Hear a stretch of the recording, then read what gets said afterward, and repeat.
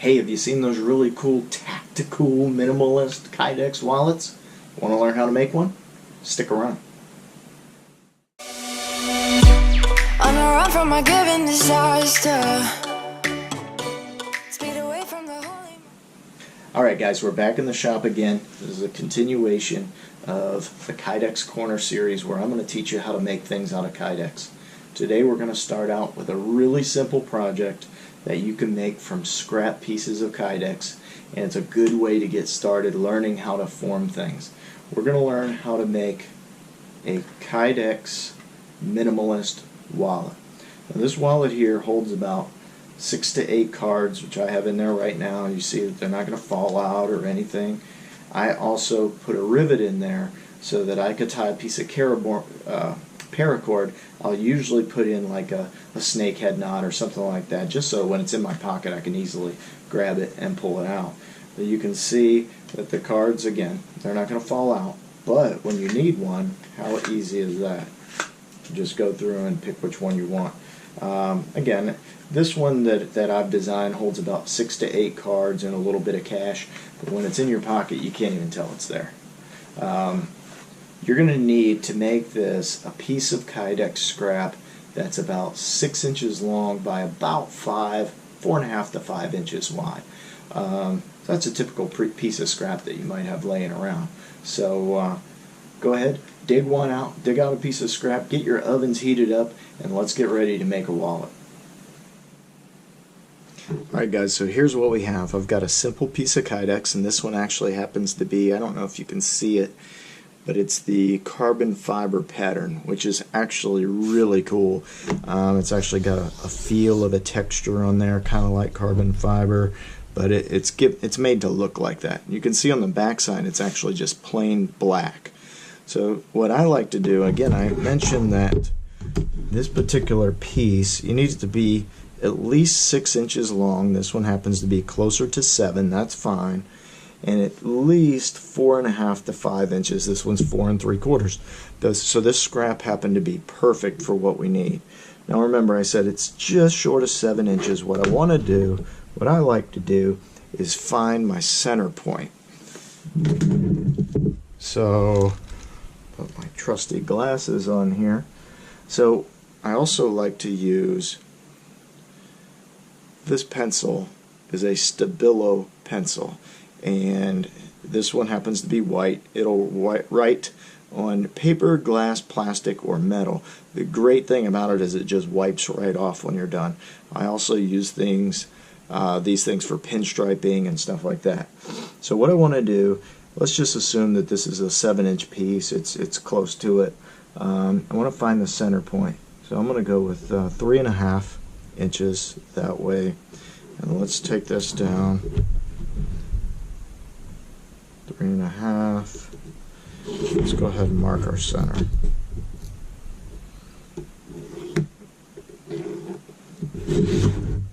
So there we go. So now we've got it laid out into segments.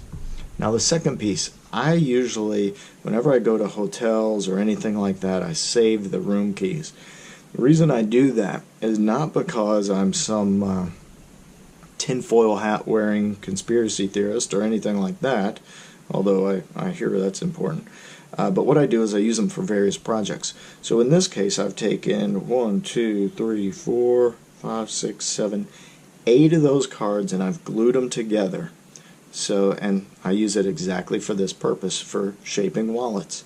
So I know that my driver's license, my credit cards meet this exact same shape, and this is the thickness of 8 of them. So my new Kydex wallet will hold up to 8 cards.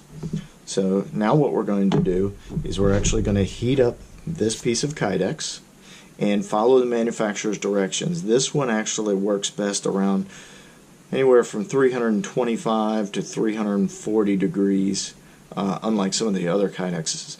If you go higher than that, it's actually going to get a weird shine to it, and it's going to start buckling and distorting. You want to have it just pliable, and you're going to see that when we break it out of the oven. We're going to put it in the oven. We're going to heat it up to temperature. I'm going to use a laser thermometer, which is one thing I failed to mention to you guys, to make sure that you've got a laser thermometer. Really helps to make sure you're on the exact temp. we're going to pull it out. I'm going to lay the cards here up against that center line. I'm going to fold it over, put it in our press, and we're going to clamp it down. So the first thing I'm going to do is I'm going to walk over and I'm going to go ahead and put this in the oven. Okay, we're out of the oven. Make sure you use gloves. See how it's like a piece of lasagna noodles. You want to work kind of fast so that it doesn't cool off. You're going to lay your cards to the line, flip it over, hold it tight. Make sure you put pressure down on this so that it doesn't come around.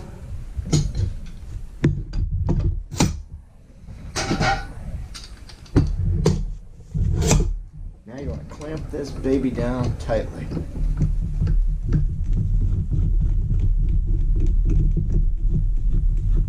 You want to work as quick as possible, but be accurate. The reason you want to work quickly is because you want to work while that Kydex is still very pliable.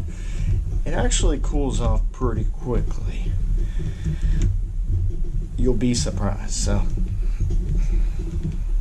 there we go.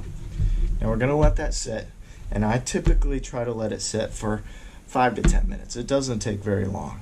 So we're going to come back after it's set up. I'm going to remove the clamps, and then we're going to start seeing some magic and seeing how this thing looks. While the Kydex is cooling in the press, let's go ahead and take a look at what the finished product is going to look like. So what we're going for, I'll put it up against the table so it's easier to tell. What we're going for is we're going to have an angled edge on this side. That's going to allow us room to put our rivet eyelet up there, which will allow us to tie our paracord. You're going to find a number of different designs in terms of if people put that there, how they do it. Sometimes there'll be a bump up here or other things, or they'll just leave a bigger piece. I just like this look, and it allows me to make these holsters pretty consistently and quickly. Then you're going to, from the edge of the card, you're going to leave about a 1/4 inch of flat all the way around. That's going to give the Kydex a really good pinch quality, allow it to have some good structural rigidity, and keep the cards in there. Then we're going to round all of these edges just by hand. I like to do those on the belt sander. You can do them with a file or sandpaper yourself. And then the very last thing that I like to do is I go over with multiple grains of grit of sandpaper to polish these edges, and then finally I take it to a buffing wheel and I get a really nice polished finish, and I'm not sure if that's going to show up on camera or not. Then simply attach your paracord to it. So that's going to be our finished product. That's what we're going to do as soon as this comes out of the press. Alright guys, so it's been a few minutes. We're going to go ahead and loosen the clamps, take the press off, and see what we ended up with. The easiest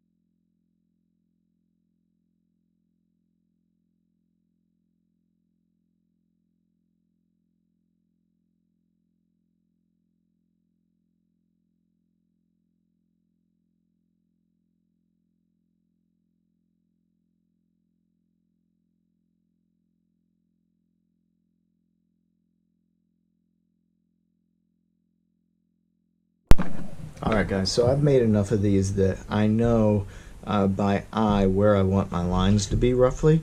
So what I'm going to do is with my Stabilo pencil, I want to take off this amount here. I want to leave about that much, again, 1/4 inch, might go a little tighter than that. I'm going to take it right up to this edge here,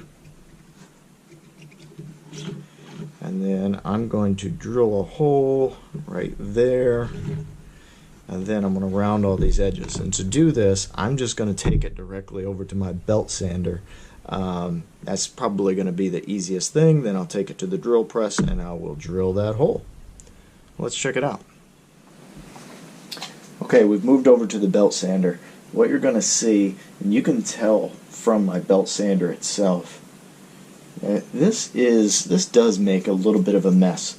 So I say that because if you're doing it in your house, if you're in an apartment or something, you're going to want to put something up on the wall. I've got this little box here to try to catch as much as I can, something to try to keep this mess down. Again, if you were doing it by hand, you wouldn't necessarily have all this mess, but if you plan on using a belt sander and you're stuck in an apartment or something, just keep that in mind. So now we're going to trim this down using the sander.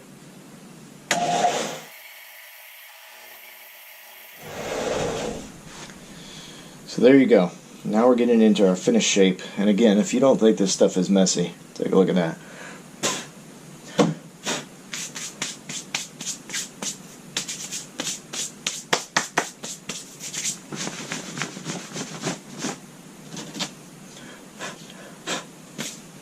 Now, to the drill press. Now what I'm going to do over at the drill press is I'm going to take a 1/4 inch bit and I'm going to drill right on that dot right there. That's going to allow us to put in our rivet into that 1/4 inch hole, and then we're going to use the journeyman die and I'm going to set a rivet for you.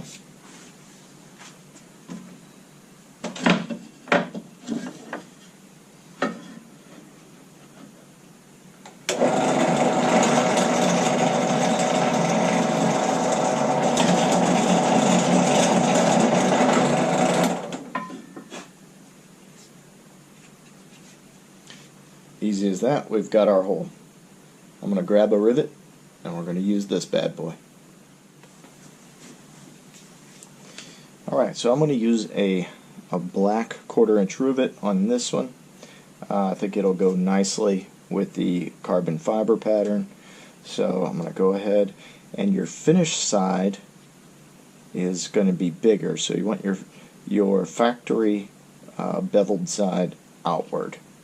So I'm going to put that in there. Now the way this is going to work, you want to put your guide and your die set down there. You'll see that the rivet itself will float over that. Your set will go down through the rivet, and you want to center up the set to your arbor press. Then you're going to, doesn't have to be super forceful, you don't jerk it or anything, you want a fluid motion just to set it, and it doesn't take a whole lot. If you push too hard, you're going to split the rivet, so don't do that.